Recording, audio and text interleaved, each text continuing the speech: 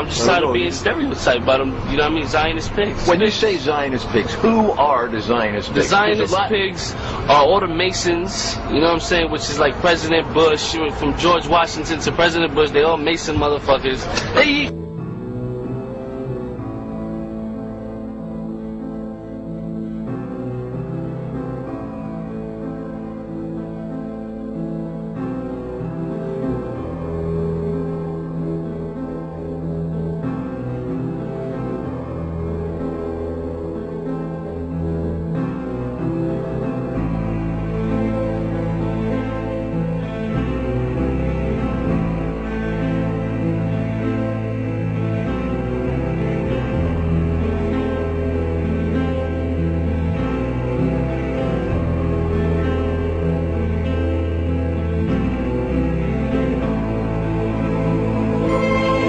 Jews out of 12 million.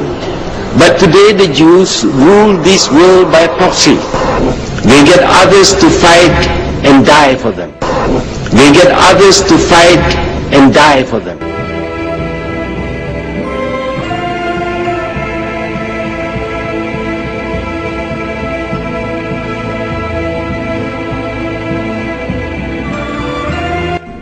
So when innocent Arabs are killed, when they're bombed, maimed, wounded, when they're tortured in places like Abu Ghraib, is it really any surprise that we don't feel any compassion? Or worse, make light of it? Care about them. We've been preconditioned to think that those innocent civilians, clones of Al-Qaeda and Saddam Hussein, are one and the same and do not merit our sympathy, our understanding. And that's very dangerous.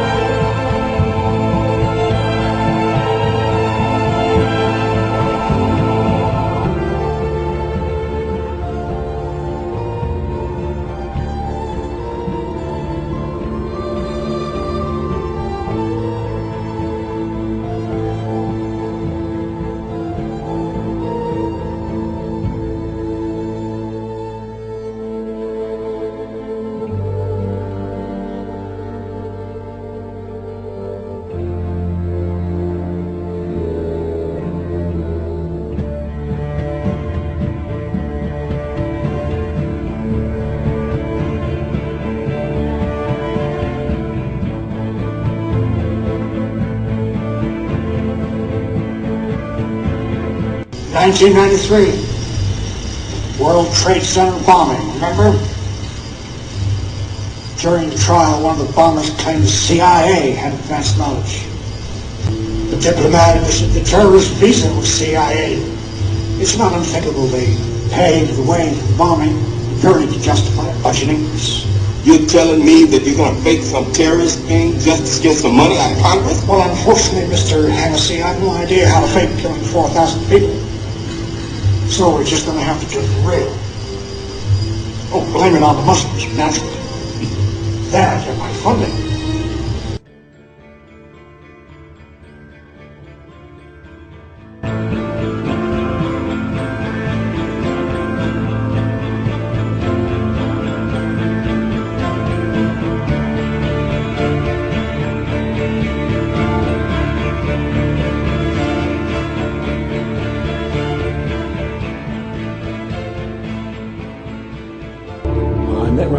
To a female attorney I knew, who called me up one day and said, one of the Rockefellers would like to meet you. I had made a video called Mad as Hell, and he'd seen the video and wanted to meet me and knew I was running for governor of Nevada. He was a very, very smart man, and we used to talk and share ideas and thoughts, and he's the one who told me 11 months before 9/11 ever happened that there was going to be an event, and out of that event we were going to invade Afghanistan to run pipelines from the Caspian Sea. We were going to invade Iraq, to take over the oil fields, establish a base in the Middle East, and make it all part of the New World Order. And I remember he was telling me how you're going to see soldiers looking in caves, the people in Afghanistan and Pakistan and all these places, and there's going to be this war on terror, of which there's no real enemy, and the whole thing is a giant hoax, but it's a way for the government to take over the American people. He told you it was going to be a hoax. Oh yeah. Oh yeah. There's no question.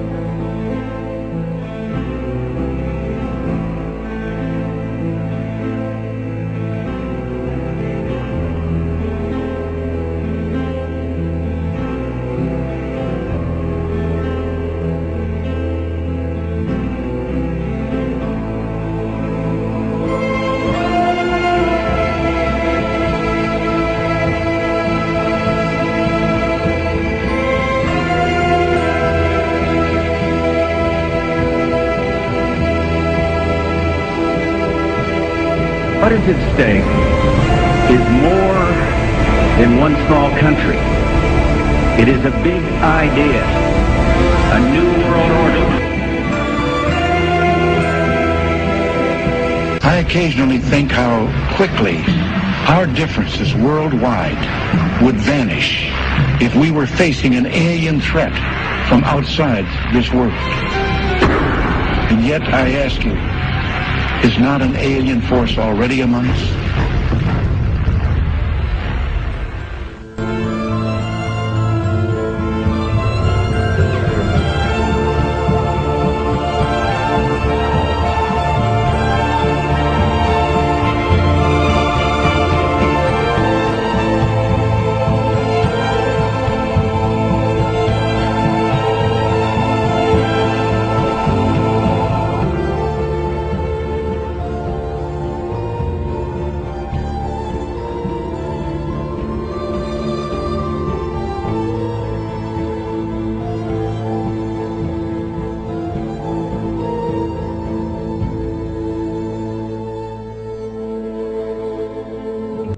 In 1996, the film Independence Day broke all box office records, becoming the 7th highest-ranking film of all time. It entranced audiences around the world with a fictional story of an alien invasion on Earth. However, deep within the film's subliminal messages can be found, indicating the Freemasonic presence and the Freemasonic agenda. In the film, there is a military base known as Area 51. It is from here that the military offensive is launched, on which the salvation of the whole world and the future of its inhabitants depends. The entrance to this installation is a pyramid, on which is engraved the symbol of the one eye. The film shows the USA as the forerunner in establishing a global offensive, involving all the nations of the world, an offensive which is devised, controlled and commanded by one man, one overall leader. The film is part of an upsurge in an upsurge of films and television serials on the topics of aliens, UFOs and invasions threatening the whole of mankind. These are gradually fueling the growing interest and public unrest on the issue. This is just one of the many ways in which the Freemasons are paving the way for their global government. The Freemasons are using a number of approaches to drive fear into the hearts of the masses.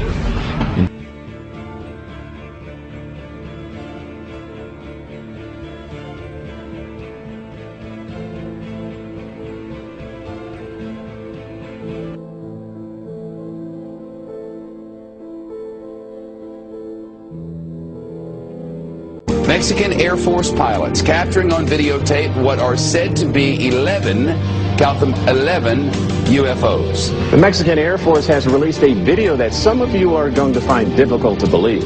A journalist says it shows images of UFOs tracking a Mexican military plane.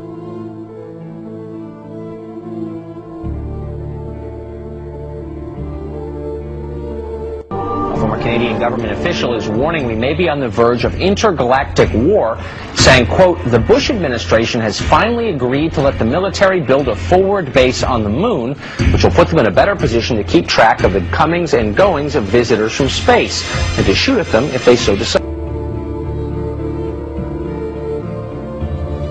I was introduced to the late Dr. Wernher von Braun in the U.S., the father of rocketry.